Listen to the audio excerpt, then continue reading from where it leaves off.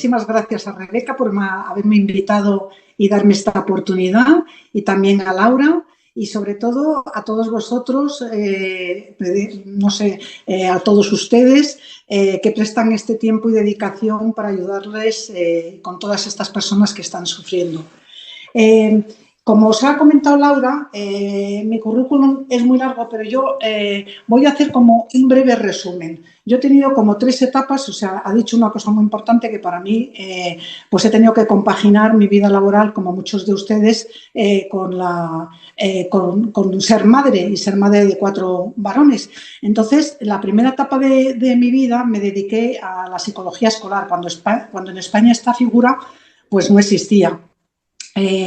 Y yo ofrecía, por ejemplo, orientación y apoyo psicológico a chicos adolescentes que no eran aceptados en sus colegios por comportamiento, por mal comportamiento, por malas notas. Entonces, esa fue una etapa, pues desde que me licencié hasta el 1996. Entonces, ahí, en 1996, creé una empresa en España, pionera, filial de una inglesa que se llama ICAS Internacional, y que se dedicaba principalmente a la intervención en situaciones críticas, también programas de apoyo al empleado como asesoramiento legal. Por ejemplo, hacíamos también intervención a través del teléfono. Entonces, los empleados de muchas compañías que eran clientes nuestros nos llamaban para cualquier tipo de problema legal, financiero, cuidados de la familia, temas de expatriados. Y también temas psicológicos. Nosotros atendíamos psicológicamente a través del teléfono y luego derivábamos para una terapia breve focalizada en cualquier punto de España. Y para eso, bueno, pues tuve que crear pues una red de psicólogos que fueron como hasta 700 psicólogos por toda España. Y luego, en 2010, a raíz de vender la empresa, monté un gabinete psicológico y me formé en MDR, que las siglas es Desensibilización y Reprocesamiento por el Movimiento de Ojos. Entonces, esta es una de las terapias que están aceptadas recomendadas por la Organización Mundial de la Salud para la intervención en trauma. Esta charla yo la he querido hacer como nada teórica, sino más bien contaros un poco mi experiencia y daros ejemplos de lo que yo he vivido, por si esto os puede ayudar en vuestro trabajo. Como ha dicho Laura, me formé en Inglaterra, en Israel y en Sudáfrica con unos expertos a nivel mundial. Y tras conseguir clientes, por ejemplo, eso fue una de las labores que tuve que hacer, como Renfe, que era la única compañía que había de trenes entonces en España, Iberia, la compañía de aviones, Spanair, compañías aseguradoras y muchas multinacionales, pues formé a todos esos psicólogos que estaban en diferentes puntos de España, y también formé a los que iban luego a trabajar en la intervención en situaciones críticas. Os ha comentado Laura pues algunos de esas intervenciones más señaladas, pero os digo, por ejemplo, el primero que yo fui fue un avión en Gerona de Britannia Airways que se salió de pista y no hubo que lamentar ninguna víctima, pero yo trabajé pues con las azafatas, con los pilotos y luego más adelante, al cabo de 2 años, mi empresa en Inglaterra trabajó con los pasajeros. Después, este sí que fue mi primera con víctimas que trabajé con ellas en el accidente de avión de la vía intermediterránea en Málaga de 2001, que os comentaré un poco pues cómo fue mi experiencia. Luego 2 accidentes de tren en Chinchilla, que hubo 19 muertos, y en Madrid. Y luego el ataque terrorista del 11M en Atocha en 2004, que ese sí que fue muy, muy, muy fuerte. Accidente de Warner Lusomundo, el crucero Grand Voyager, bueno, secuestros y robos con disparo. Y todos estos años he tenido que atender no solo a las víctimas, sino también a todos los intervinientes en emergencias, ya sean, por ejemplo, grupos especializados, porque por mucho que estén formados, también necesitan apoyo psicológico, por ejemplo, policías, bomberos, equipos médicos o el personal formado por nosotros.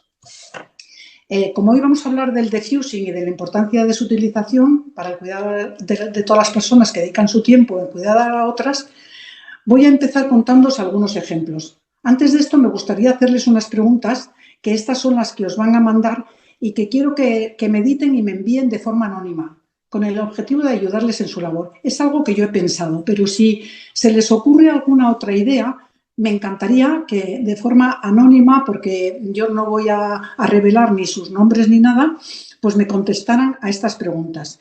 Y se las voy a nombrar, aunque luego las recibirán. ¿Qué les mueve a este trabajo de voluntariado? A lo largo de los años, ¿cuáles han sido las ventajas y los inconvenientes en la realización de este voluntariado? ¿Qué medios tienen a su alcance cuando se sienten sobrepasados? ¿Qué les gustaría poder mejorar en la metodología de su labor? ¿Y cómo se sentirían más apoyados y escuchados? Ustedes ya saben que es bueno recordar, pero que todas las personas que entran en contacto con una situación traumática pueden verse afectadas de diferentes maneras, dependiendo de la situación, del apoyo con el que cuentan y el momento particular de sus vidas. Y el objetivo del diffusing es primero reconocer que esta labor que ustedes realizan no es una tarea rutinaria, que una vez aprendida se realiza de una forma automática, sino que cada situación es diferente. Cada persona con la que tratamos es diferente. Y el momento en que cada uno de ustedes y el mío propio es diferente. Claro, si yo estoy viviendo una situación difícil en el trabajo, con mi familia, con mi pareja, todo esto me va a afectar a la hora de yo tener que trabajar con todas estas personas. Entonces yo le voy a dar estrategias y cosas que a mí a lo largo de todos estos años me han servido. Por eso el diffusing a mí me parece tan importante, porque es una forma de poner en conocimiento qué es lo que nos está pasando. Entonces, voy a hablarles del primer caso concreto, ese accidente de Málaga en el que se salió un avión de la pista. No murió ningún pasajero, esto fue en Málaga y yo precisamente justo estaba en Málaga, tardé nada, desde que me avisaron, tardé media hora en llegar al aeropuerto. Nuestra empresa había estado formando, nosotros habíamos estado formando a los intervinientes voluntarios de la compañía Iberia. Estos voluntarios procedían de diversos ámbitos, por ejemplo, personal de atención al público, handling de maletas, azafatas, mecánicos. Ellos se habían presentado como voluntarios y nosotros les habíamos impartido los cursos de intervención en situaciones críticas. Cuando sucedió el accidente, se presentaron como voluntarios y fue la compañía la que eligió a los que nos mandaron allá a Málaga. Ellos desarrollaban todo tipo de labores, como por ejemplo alojamiento de los afectados, porque claro, cada uno provenía de un sitio diferente. Bueno, el avión venía desde Melilla y fueron alojados todos en un hotel. Por ejemplo, tenían que comprarles ropa, cosas de aseo porque no tenían, recuperar las maletas. Y algunos tenían trato directo con los pasajeros y otros no. Yo coordinaba a los psicólogos que atendían a los pasajeros para gestionar su estado emocional y detectar a aquellos que necesitaban un apoyo más en profundidad. Al final de cada día nos reuníamos todos para hacer ese diffusing y en esto lo que pedíamos es que cada uno pudiera compartir lo que había vivido durante el día. Temas personales y emocionales, logística, cosas a mejorar.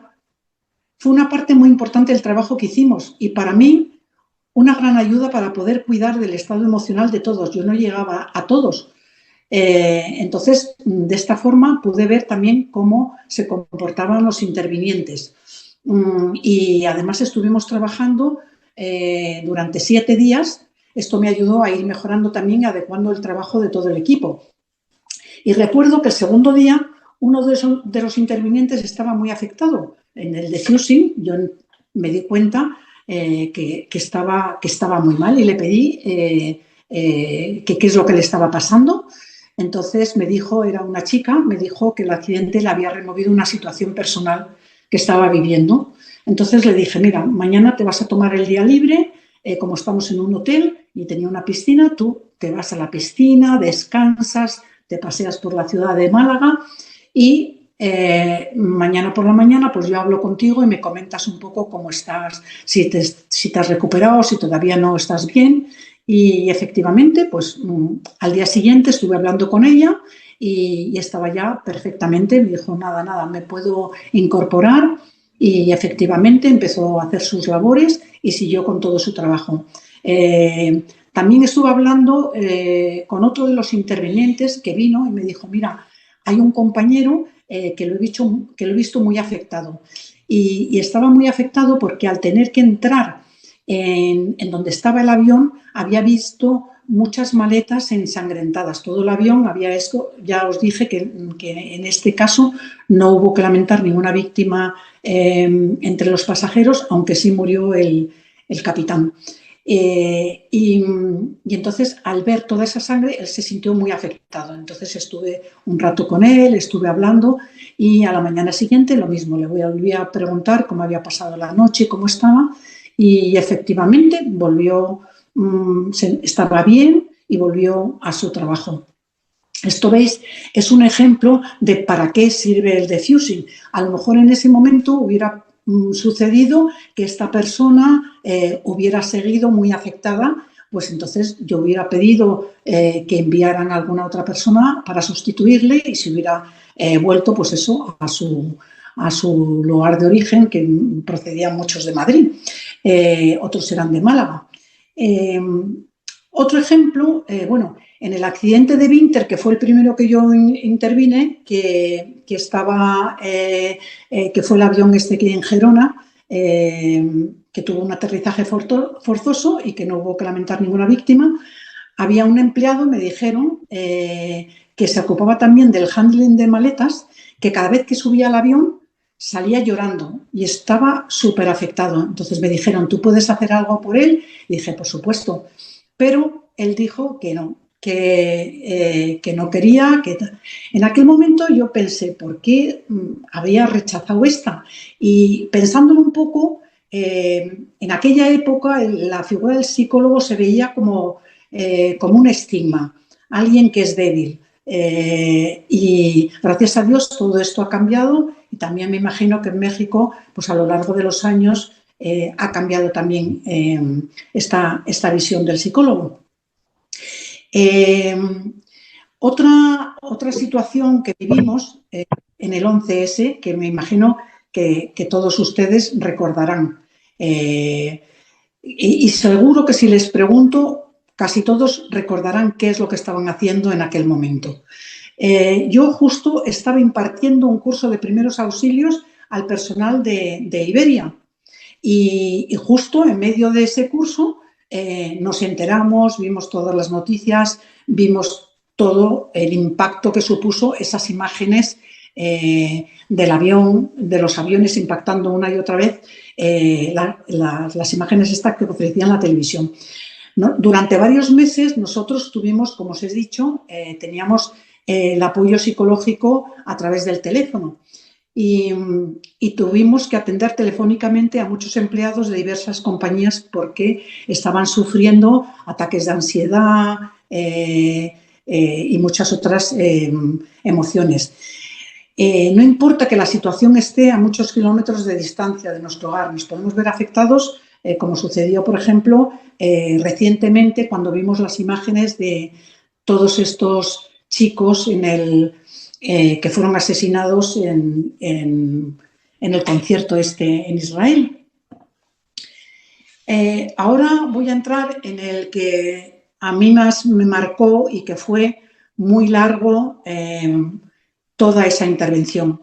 Estoy hablando del 11M en Madrid y sin entrar en detalles de todo lo que supuso ese terrible acontecimiento, lo que pudimos comprobar es que los intervinientes de Protección Civil, la policía y los psicólogos que estaban formados y que nosotros estuvimos coordinando gestionaron muy bien la situación, mientras que los que acudieron como voluntarios sin ninguna formación tuvimos nosotros que atenderlos. O sea, había psicólogos que se ponían a llorar viendo todas las situaciones dantescas que se vivieron ahí. Entonces, el Colegio de Psicólogos mandaba a voluntarios sin haber tenido ninguna formación. Entonces, esto fue horroroso. como suele ocurrir en todas, después de haberse cerrado todo este dispositivo, acudí al colegio de psicólogos porque se habían organizado una sesión para aprender de lo sucedido. Y allí absolutamente nadie reconoció los errores que se habían cometido. O sea, ya dije yo, bueno, pues todos se van a poner una medallita, yo no vuelvo a esto. Y lo importante es que de todas las situaciones que nosotros vivimos, tenemos que aprender de los errores porque no somos humanos y nos podemos equivocar. Y entonces lo importante es poner en práctica unos protocolos en los que estén involucrados todos los agentes que intervienen e ir mejorando la respuesta de todos esos organismos involucrados. Una situación que yo no conocía hasta pasados unos cuantos días, cuando hicimos el primer defusing, fue que al contactar con los psicólogos que habíamos formado previamente en el área de la Comunidad de Madrid, una de ellas me dijo que no podía acudir. Bueno, yo no me preocupé y dije, bueno, voy a activar a todos los otros psicólogos. Además, había muchísimos psicólogos de otras comunidades que nos habían dicho que estaban dispuestos a venir para ayudarnos. Y no fue necesario, pero yo no me preocupé mucho de esta persona. Y al cabo de unas 3 horas me llamó para decirme que ya estaba, que se iba a incorporar a nuestro equipo. Y como ya tenía cubierto el primer centro de víctimas, pues le dije que era Atocha el primer centro, pues le mandé a IFEMA donde se concentró todo el dispositivo de las víctimas. Entonces, vale, no pasó nada, nuestro equipo fue atendiendo a todo eso y coordinando todo desde el primer momento y cuando pudimos hacer el defusing, pasados estos primeros días del atentado, esta psicóloga me comentó que cuando recibió mi llamada se quedó en shock, pues su hijo cogía todos los días ese tren. Y entonces, bueno, pues se fue corriendo, o sea, me colgó, se fue corriendo y fue a su cuarto y vio que el niño estaba dormido. O sea, no había cogido ese tren, se calmó, pero estaba muy afectada. O sea, que tuvo que pasar hasta 3 horas hasta que ella se dio cuenta que ya podía intervenir, entonces me llamó y se incorporó. Os digo esto porque lo que quiero es que esta charla sea muy práctica y que veáis que todos nos vamos a ver afectados por estas situaciones. Durante este atentado, a mí me llamaron a los 10 minutos de la primera bomba. Y efectivamente, bueno, pues ya puse en marcha todo. Al principio pensaban que era un accidente, no sabían que era un atentado, pensaban que era un accidente de un tren. Y yo, bueno, directamente fui a Atocha, después me fui al Gregorio Marañón, después al IFEMA. Y el día 12, por ejemplo, tuve que atender, me llamaron de Renfe para que atendiera a los operarios de Renfe, que fueron los primeros que tuvieron que acudir a socorrer a las víctimas. Y entonces estaba yo el día 12 con otras psicólogas en la estación de Renfe haciendo el primer defusing y la primera intervención con estos personal de Renfe. Y una compañera me avisó y me dijo que su marido la había llamado y que la estación de Atocha había sido evacuada porque había una amenaza de bomba. Nadie se había acordado de nosotros que estábamos allí y tuvimos que salir súper apresuradamente. Gracias a Dios no explotó ninguna bomba, pero claro, podíamos haber sido también víctimas en aquel momento. Os cuento esto para que veáis que todos nos vemos afectados, aunque seamos profesionales. Pero a mí lo que más me afectaba en todo este tiempo es que tenía que estar pensando en que no se me olvidara cuidar a todas las personas de mi equipo, de ayudar a los que pudiera. Pero mi cerebro estaba a 200 por hora, no podía parar. Entonces se me ocurrió llamar a Inglaterra, al director clínico, y decirle, mira, necesito que montes un equipo en el que yo, por ejemplo, pueda al final de la jornada contar todo lo que habíamos estado haciendo, lo que habíamos estado viviendo y que me ayudarais a ver si lo que habíamos realizado estaba correcto, si había alguna otra cosa que pudiéramos hacer, si necesitábamos montar algún otro dispositivo. Y para mí ese fue mi gran apoyo y por eso pude continuar durante más de un mes con ese trabajo vamos, de no parar en las 24 horas del día. Y luego toda la gestión posterior de trauma, de atención a víctimas, etcétera. Más adelante, en 2010, tuve la oportunidad de ser invitada a la OTAN, de ser invitada por la OTAN a un curso dentro de un programa que se llamaba Science for Peace, o sea, Ciencia para la Paz, en Estambul, que impartía mi mentor. Yo, como os dije, me formé en Sudáfrica, en Inglaterra y en Israel, sobre todo en Israel, y del que más he aprendido, todo lo que he aprendido y he puesto en práctica, es el profesor Muli Lahad de Israel. Él había investigado todo eso, vivía en una ciudad pegada al Líbano, donde Kiryat Shmona, donde todo el tiempo había sirenas porque aparecían los katiuskas y explotaban, y él tuvo que ayudar también a toda la población a vivir con ese constante peligro, y hacía mucho trabajo en los colegios y demás. Este profesor lo traje yo a España varias veces para formar a psicólogos de varios ámbitos. Y este curso que os comento en Estambul integraba psicólogos de países que habían sufrido guerras como Serbia, Bosnia y Croacia, y también Israel y Palestina y otras zonas de conflicto. El objetivo era cómo poder curar las heridas de una guerra y empezar a implementar recursos para poder convivir en paz. Lo que estamos ahora viviendo con la guerra en Ucrania y Rusia y Palestina e Israel. ¿Cómo se pueden curar las heridas de una guerra? Es muy difícil. Ustedes trabajan con personas que han sufrido la muerte de un familiar o las consecuencias de una situación crítica como un terremoto o una inundación. Pero las consecuencias más graves a nivel emocional son cuando el trauma está causado por el ser humano. Atracos o muertes también a través de armas de fuego, la droga.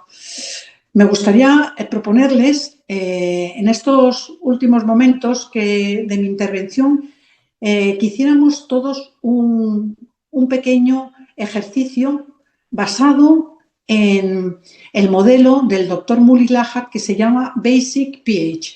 Os lo digo en inglés, pero sobre todo porque las iniciales de este modelo las vamos a ver. Este modelo también lo pueden encontrar en Internet. Luego les pasaré también la dirección para que puedan acceder a él. La B significa, este modelo es un modelo que nos habla de estrategias que cada uno tenemos para afrontar los traumas de nuestra vida y potenciar la resiliencia. Cada uno de nosotros recurre a una de estas estrategias para afrontar la adversidad. Por ejemplo, yo os dije que en aquel atentado del 11M lo que yo utilicé sobre todo era la cabeza, pero yo estaba sobrepasada. Entonces él ha visto que lo que contribuye a incrementar la resiliencia es incrementar nuestros recursos, aprendiendo otras modalidades. Cuantas más modalidades de recursos utilicemos, más potenciaremos nuestra resiliencia. Entonces, vamos a ver qué les ha ayudado en el pasado. Y ahora quiero que ustedes empiecen a reflexionar. Por ejemplo, la B de Basic pH, el B, son los beliefs, que son creencias. Las creencias, bueno, he visto, por ejemplo, en la introducción de cada uno de ustedes, he visto una Virgen de Guadalupe, he visto un crucifijo, he visto algunas cosas. Entonces, la fe, la espiritualidad. Algunos tienen otro tipo de creencias, también sirven. Eso sería la B. La A serían los afectos. Pues la familia, lo que nos llena el corazón, la parte social, los amigos, los compañeros, las redes sociales. La I es la imaginación, la creatividad. Yo, por ejemplo, he trabajado mucho con niños, he trabajado también en temas de situaciones críticas con niños. ¿Y qué hacemos con los niños cuando son muy pequeños? Pues trabajamos con su imaginación y con su creatividad, haciendo dibujos, juegos, narrativa, música. Muli Lahad trabaja muchísimo con ese tema de la narrativa y de la música. La C es cognitivo, la capacidad intelectual, el razonamiento, la solución de problemas. Como os comentaba antes, este es el que a mí me ayudó durante el OCM. Y luego, por último, es el pH, que sería el físico. Hay personas que se vuelven muy activas, que lo que necesitan es hacer y hacer cosas, o el deporte, o emprender acciones, o acercarse a más personas, o hacer más trabajos. También puede ser, que se me ha olvidado antes, pues meditación, yoga, cualquiera de estos. Ahora me gustaría que ustedes pensaran en sus recursos. No vamos a darles la posibilidad de intervenir, pero sí, al final, cuando terminemos, sí que quiero que me comenten esto. Por ejemplo, ¿cuál es el que a mí me ha ayudado? ¿Cuál es el que a lo mejor podría aprender para tener más recursos y ser capaz de tener una mayor resiliencia?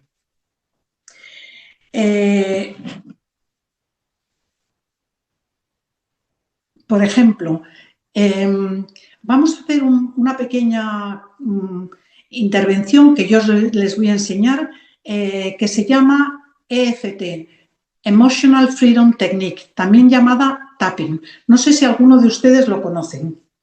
Esto lo van a poder utilizar, por ejemplo, en sus grupos si ven a una persona, por ejemplo, que está un poco más afectada, o incluso para uno mismo. También cuando se ven sobrepasados por situaciones concretas, sensaciones, emociones. Yo, por ejemplo, como les he dicho, desde el 2010 que vendimos la empresa, yo me he dedicado nada más que a la intervención psicológica clínica con pacientes, y antes pues trabajaba todo el tiempo cara a cara, y ya a partir de la pandemia trabajo nada más que online. Es mucho más difícil, pero es una herramienta súper válida porque también llegas a muchas personas, pero también hay que tener en cuenta muchos de los inconvenientes que tiene el online, si la pantalla, si las conexiones, etcétera. Entonces, os voy a enseñar, no sé si me veis bien todos, el EFT, Emotional Freedom Technique, sirve para cualquier emoción, sensación corporal o pensamiento, ¿vale? Entonces, quiero que piensen en alguna situación reciente que les haya afectado, y también a Rebeca, a Laura, a Alejandra, también vosotros que estáis ahí, pensar en alguna situación reciente en que, pues yo qué sé, a lo mejor alguien nos ha interpelado y nos hemos sentido hundidos, o hemos sentido mucha rabia, o cualquier tipo de sensación. Entonces, hay unos puntos que son estos, que son el K27, es un punto importante de acupuntura. Entonces, en este punto, yo creo que me veis todos bien, vais a hacer unos pequeños como masajes y vais a conectar con esa emoción, sensación o pensamiento. Y vais a decir, aunque siento o pienso esta sensación, me quiero y me acepto. Yo antes de empezarlo siempre pienso, ¿cuánto la siento? Por ejemplo, si es la rabia, si es que no valgo, cualquiera. Del 0 al 10, ¿en dónde estoy? ¿En el 6, en el 7, en el 8? Vale, pues entonces aquí hago, aunque siento o pienso esto, me quiero y me acepto. Y lo vamos a hacer 3 veces. Aunque siento o pienso, me quiero y me acepto. Aunque siento o pienso esto, me quiero y me acepto. Luego, en este punto, en el entrecejo, eliminar la emoción. Por ejemplo, la rabia, la tristeza. la sensación, eliminar, lado del ojo, eliminar, eliminar, eliminar, eliminar. Ahora, justo debajo del pecho, donde nacen las costillas, eliminar. Y luego con el dedo gordo, porque es más fácil, debajo de la axila, eliminar esta sensación. Y ahora quiero que todos os sacudáis.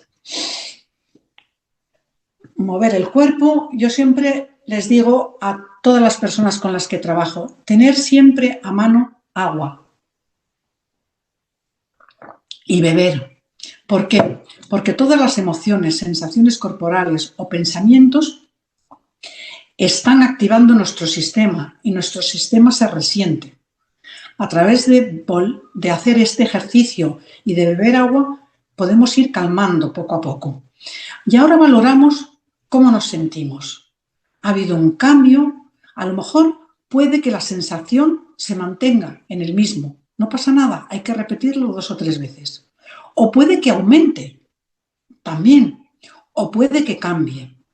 Por ejemplo, antes estaba sintiendo rabia y ahora, después de hacer el EFT, de repente lo que siento es tristeza.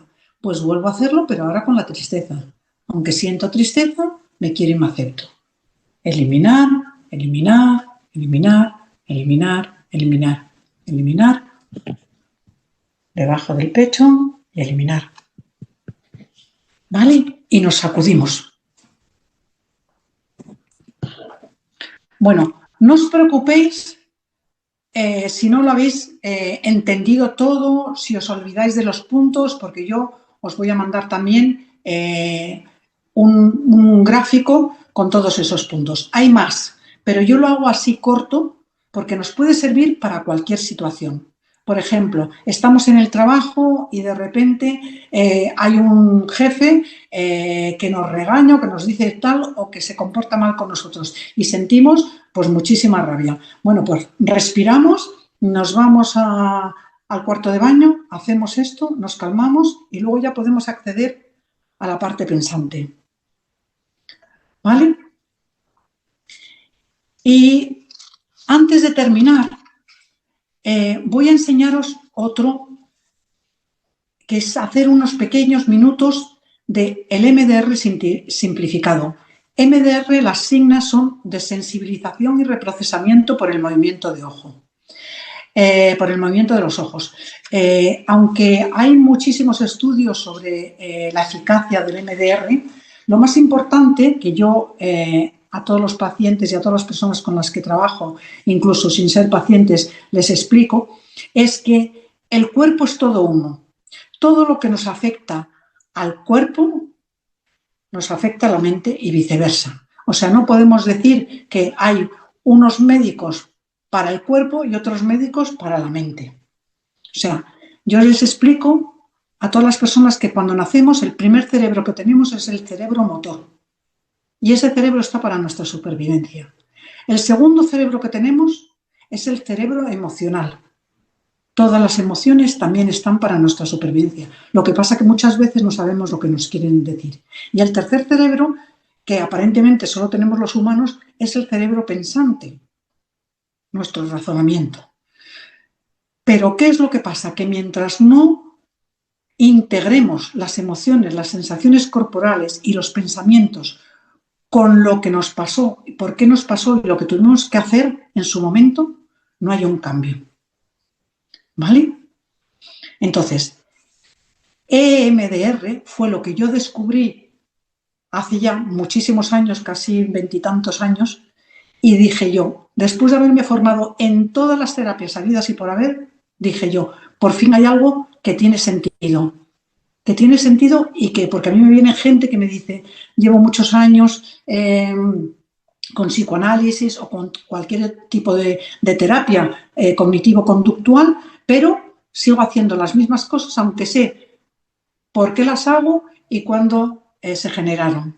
¿Vale? Entonces vamos a hacer unos pequeños minutos de MDR simplificado. Esto, durante la pandemia, estuvimos trabajando desde la asociación de MDR con el personal de emergencias, todo online.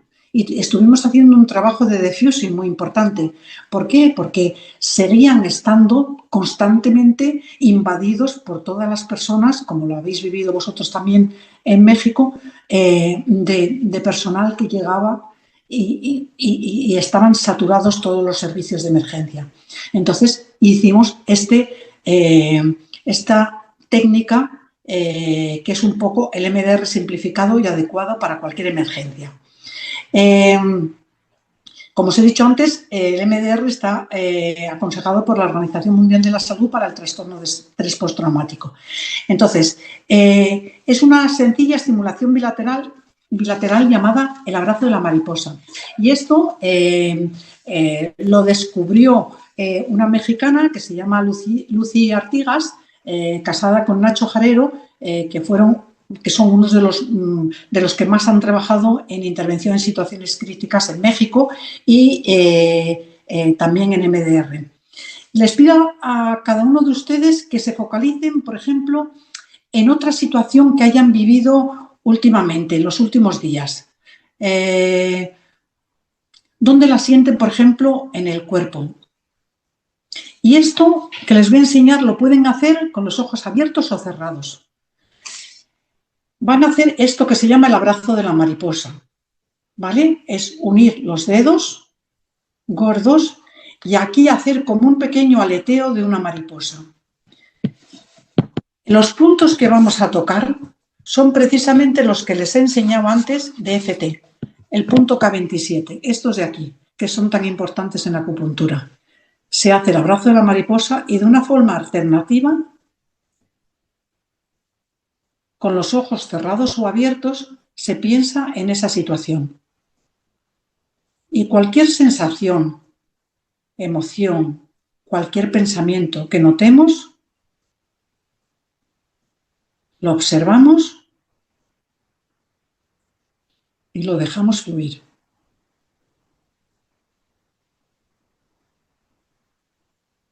A veces se puede introducir como estoy a salvo, estoy aquí.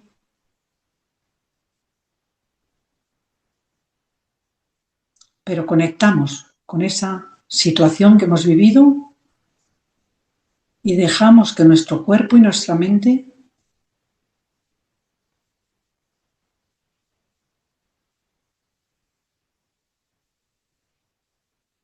conecte con ella. Es fácil cerrar los ojos y notar esa sensación en el cuerpo. Después de unas cuantas de estas, paramos, movemos el cuerpo, respiramos, bebemos agua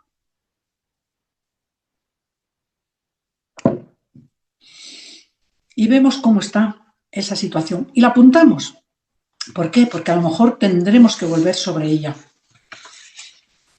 Bueno,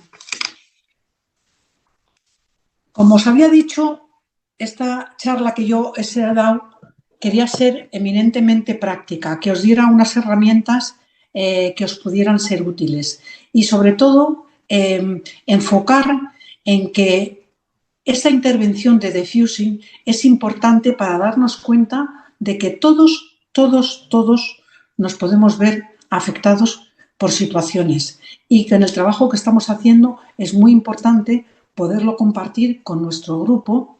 A lo mejor no queremos compartir lo que estamos pasando porque es algo que es más confidencial o privado y entonces a lo mejor podemos pedir una ayuda de una forma anónima, pero el diffusing siempre nos va a ayudar a detectar, como os he enseñado en estos ejemplos que he compartido con vosotros. Bueno, espero que os haya servido de algo esto que he compartido con vosotros. Y nada, espero ahora vuestros comentarios, preguntas y demás.